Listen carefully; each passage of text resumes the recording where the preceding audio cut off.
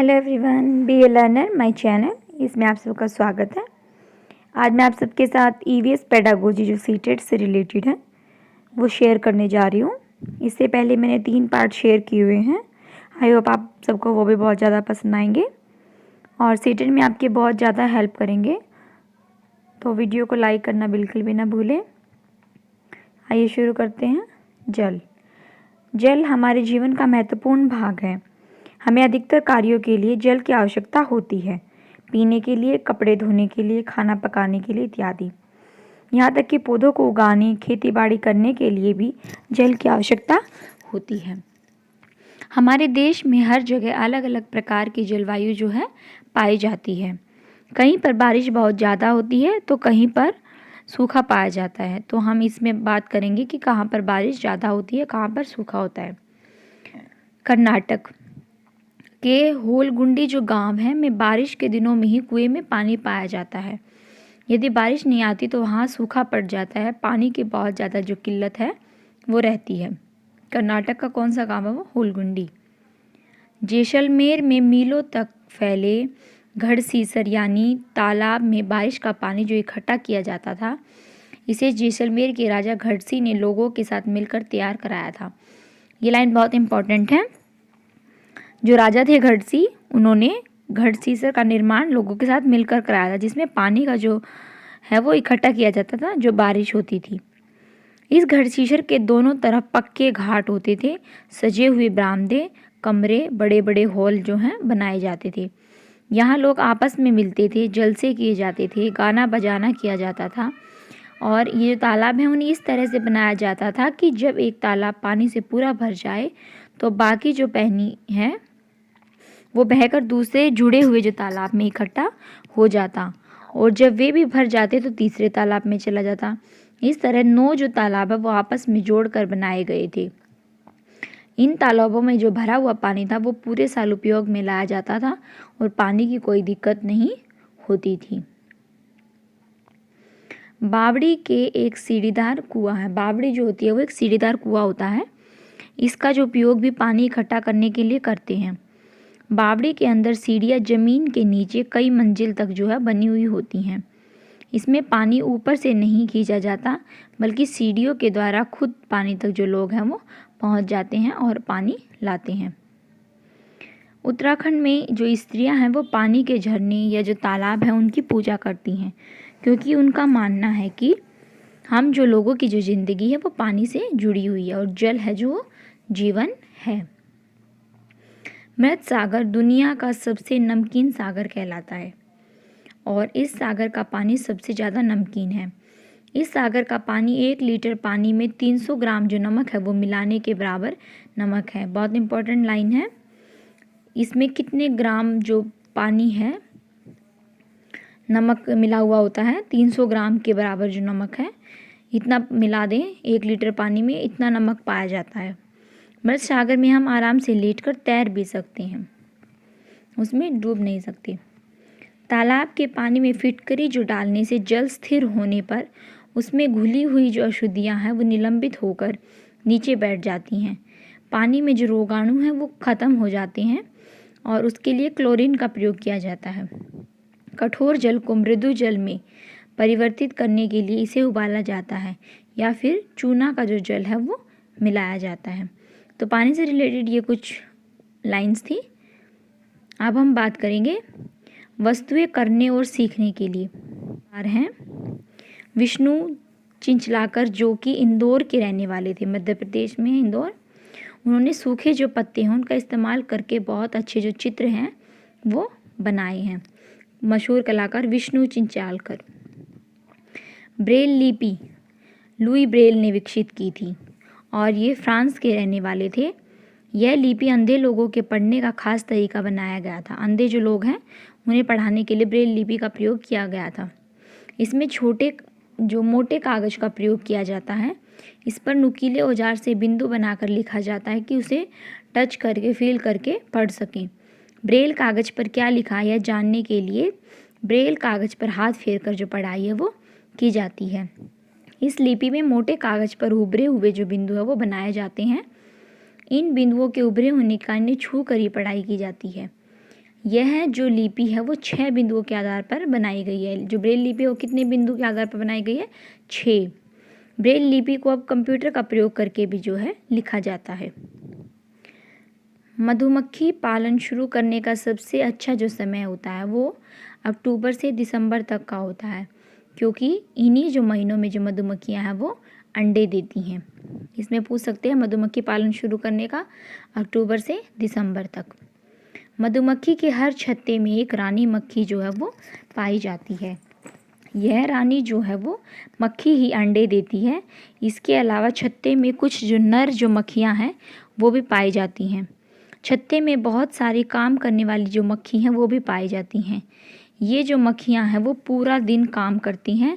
जब किसी मक्खी को रस का पता चल जाता है कि कहाँ है, तो दूसरी मक्खियों को सूचना देने के लिए वे एक प्रकार का जो नाच है वो करती हैं।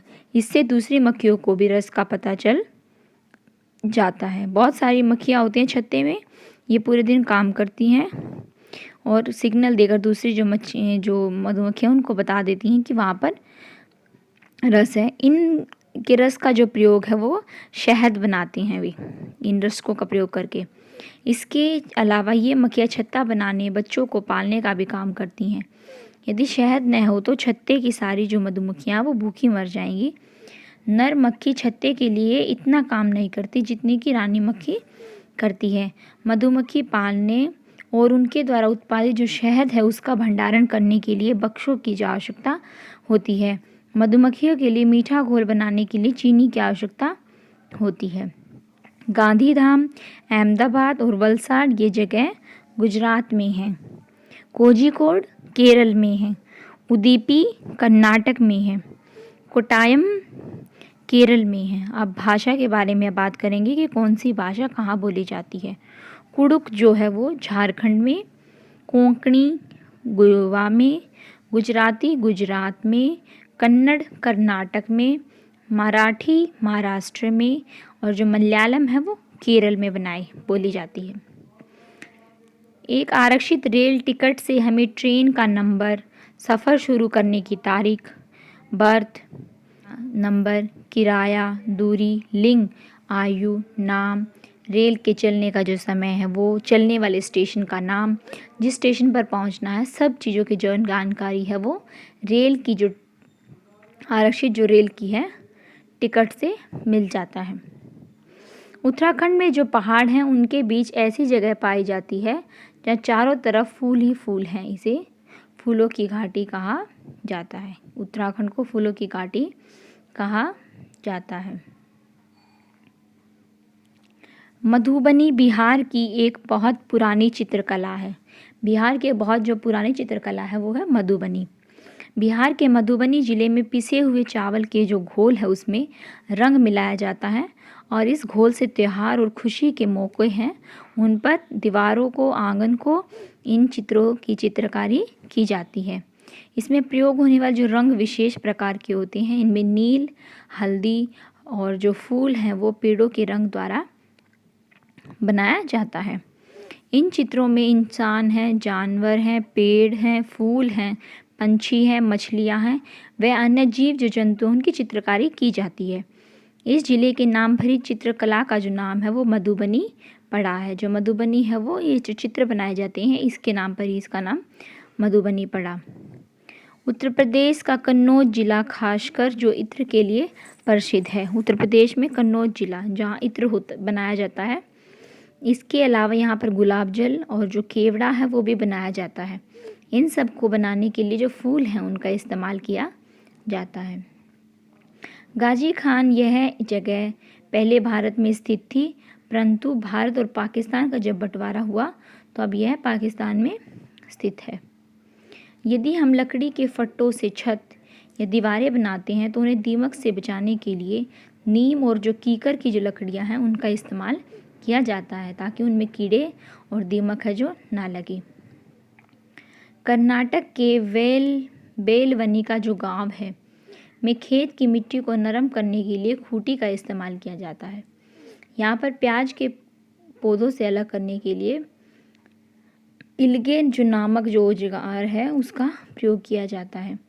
या खेत में बैल जिस यंत्र को खींचते हैं उसे कुरीगे कहते हैं। कर्नाटक में जो अलग अलग चीज़ें हैं इस्तेमाल की जाती हैं उनके नाम अलग अलग हैं। तो इसमें क्वेश्चन पूछा जा सकता है कि खूंटी का इस्तेमाल किस लिए किया जाता है, खेत की जो मिट्टी है उसको नरम करने के लिए किया जाता है खूंटी का इस्तेमाल, प्याज को पौधों से अलग करने के लिए किया जाता है इलीगे का, और जिस यंत्र से बैल खेत को जोतते हैं उसे कुरीगे कहते हैं।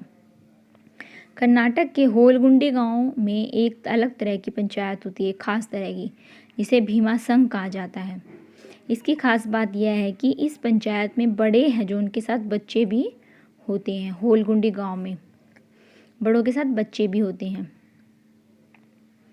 बिहू जो असम का प्रसिद्ध जो त्यौहार है, यह त्यौहार चावल की नई जो फसल है उसे काटने के उपलक्ष्य में मनाया जाता है। माघ बिहू 14 और 15 जनवरी असम का जो कैलेंडर है उसके 10वें महीने माघ की प्रथमा और द्वितीय जो तिथि होती है को मनाते हैं। बिहू से पहले दिन को उरुका कहा जाता है।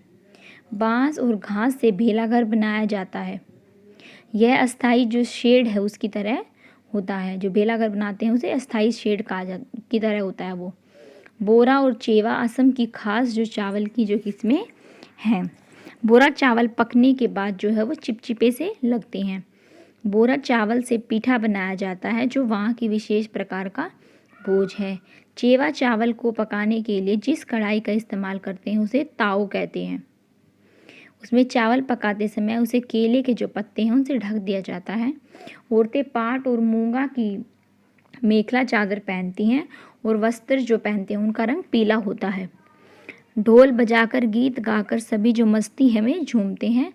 सभी को केलों के पत्तों पर खाना जो है परोसा जाता है। रात भर सभी जो भेला घर में ही रहते हैं। अगले दिन उठकर भेला घर और मेजी दोनों को जला दिया जाता है। भात सुक्तो, लूची और जो छोला चावल ये भी असम के जो व्यंजन हैं। तो इसमें भेला घर के बारे में बात की गई थी कि भेला घर बनाया जाता है जब बिहू जो त्यौहार है वो मनाया जाता है, तो उस टाइम चावल जो की फसल कटती है तो भेला घर बनाया जाता है। और बोरा और जो चेवा है वो चावल की वहाँ की खास जो किस्में हैं। जिन बच्चों को हमारे देश में भर पेट खाना नहीं मिलता और खाली पेट ही स्कूल जाते हैं, उन बच्चों के लिए मिड डे मील जो स्कीम है वो बनाई गई है, जिसका उद्देश्य कक्षा 1 से 8 तक के जो बच्चे हैं उन्हें पका हुआ और जो गर्म जो भोजन है वो दिया जाता है। आंध्र प्रदेश में 2 तरह की साड़ियाँ बहुत प्रसिद्ध हैं, पोचमपल्ली और कलमकारी। तो मैंने आप सबके साथ आज ये कुछ लाइंस और शेयर की हैं। इनसे रिलेटेड बहुत सारे क्वेश्चन हमारे सीटेट एग्ज़ाम में हमारी हेल्प करेंगे। तो वीडियो को देखिए और लाइक ज़रूर कीजिए।